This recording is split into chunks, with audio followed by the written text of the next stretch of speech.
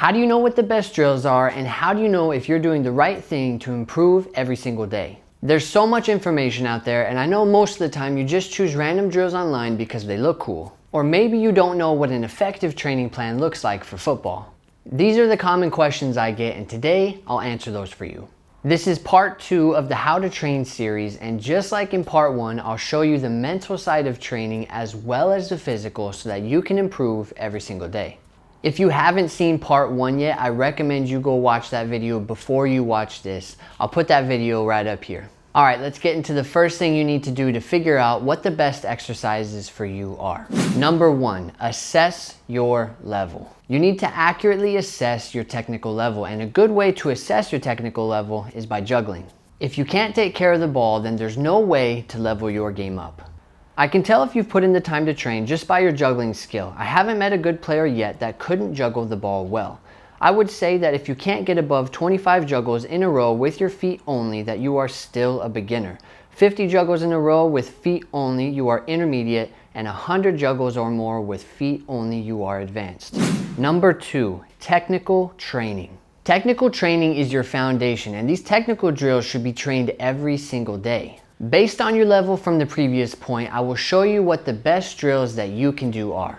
First, you have to understand that the most important thing for you to master in the beginning is your ability with the ball. That means dribbling and juggling. Passing and shooting will come later. If you're a beginner, you need to be doing a lot of repetitions with different dribbling exercises. My top 5 dribbling exercises for you are: number 1, no cone ball mastery, where you will go through dribbling patterns using all surface areas of your feet. That means the insides, outsides, and the soles of your feet. Number 2, straight line dribbling drills, where you will go through the same patterns from the no cone ball mastery drills, but through a set of cones and trying not to hit the cones. Number 3, zigzag drills, where you will set up a few cones in a zigzag pattern and go around the cones as fast as possible, working on control while dribbling and turning quickly. Number 4, figure 8 drill, where you will just have 2 cones and you can vary the spacing each time you do this drill, but this will be working on dribbling and turning quickly as well. And number 5, the 1v1 skill move loop. This one is important for learning how to perform skills while running at a cone defender. Practice 3 to 5 different skill moves here and get really good at them. All of these drills you can perform with a shot at the end if you want them to become more fun.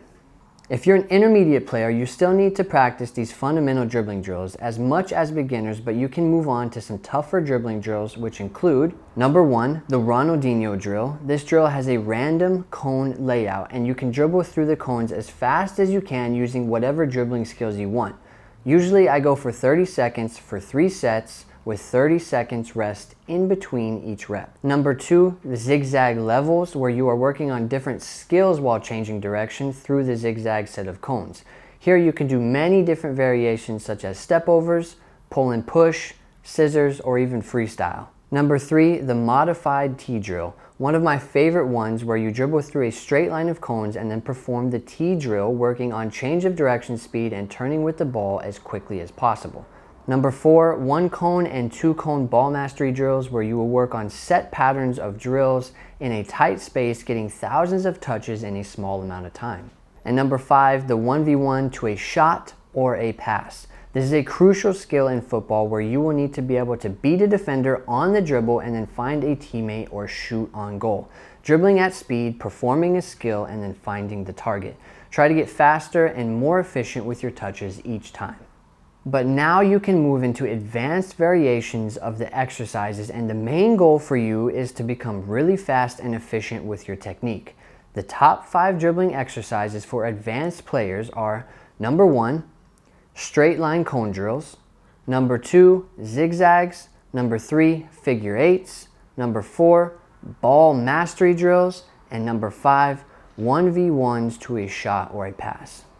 On to the third point, which is analyze your performances. I have said this before and I will say it again. You need to analyze your performances in your training and in your games. This is the only way, besides your coach telling you what you need to work on, to know exactly what you need to improve on. This will vary by position, of course, but some common areas where you need to improve are speed of play, first touch, passing, scanning over your shoulders for where the space is, finishing, dribbling, communication, or speed and agility. These are areas that everyone can improve on. Next up, we have number 4, which is progress. After you have assessed your level, you have been consistent with your technical training, and then analyzed your performances, you will then be able to progress at a faster rate than most footballers.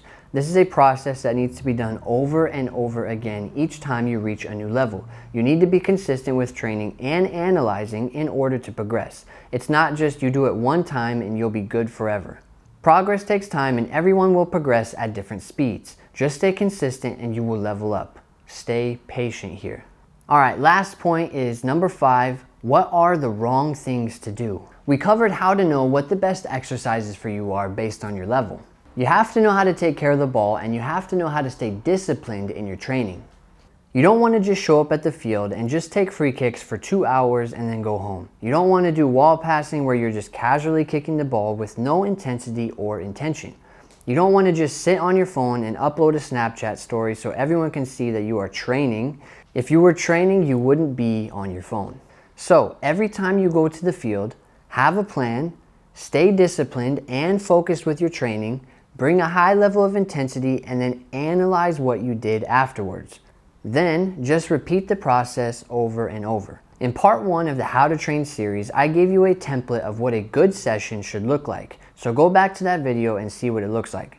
You can become a better player, you can become a professional player if you want, but you have to sacrifice and stay disciplined above all else. So that's it for the video. Stay tuned for more videos to come. If you enjoyed this video, smash that like button, and if you have any questions at all, leave them in the comments below. Thanks for watching, keep following your dreams, and become prolific.